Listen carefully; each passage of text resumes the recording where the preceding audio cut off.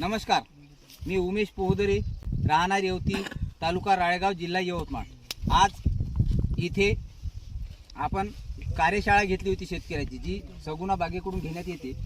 तर ती 16 तारखेच्या कार्यशाळेमध्ये चंद्रपूर जिल्ह्यातील भद्रावती तालुक्यातील थोराणा गावचे 6 शेतकरी होते। तर आपण आज त्यांना विचारू की शाळेत जे आपण त्यांना शिकवलं ते योग्य आहे किंवा त्यांना जे शेतात आता डेमो दाखवला तो कसा आहे ते विचारायचं। तर आपण साहेब नमस्कार, प्रत्येकाने आपलं नाव सांगा आणि आपण इथं आले, आपल्याला शाळा करून कसं वाटलं किंवा तुम्हाला जे दाखवलं ते योग्य आहे की नाही, की शाळेत सांगितलं व्हिडिओ दाखवलं ते तसंच आहे की काही फरक आहे, हे सगळं सांगा आपलं।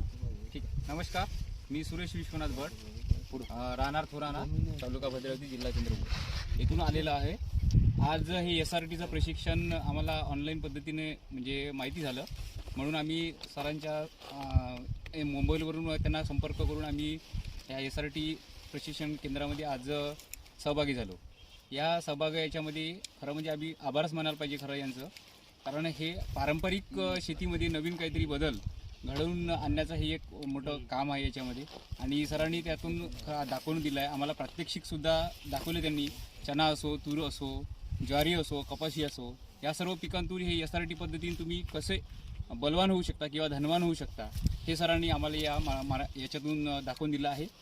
प्रथमतः आम्हाला पहिले त्यांनी थेरॅटिकल पद्धतीने समजून सांगितलं, त्याच्यानंतर आम्ही शेतामध्ये आल्याच्यानंतर त्यांनी प्रात्यक्षिक काय आहे म्हणजे खरंच आम्ही केलं का नाही केलं, त्याच्यानंतर सर्व शेतकऱ्याची भेट घेऊन हे सर्व आम्हाला भेटीदरम्यान हे सर्व दाखवलं।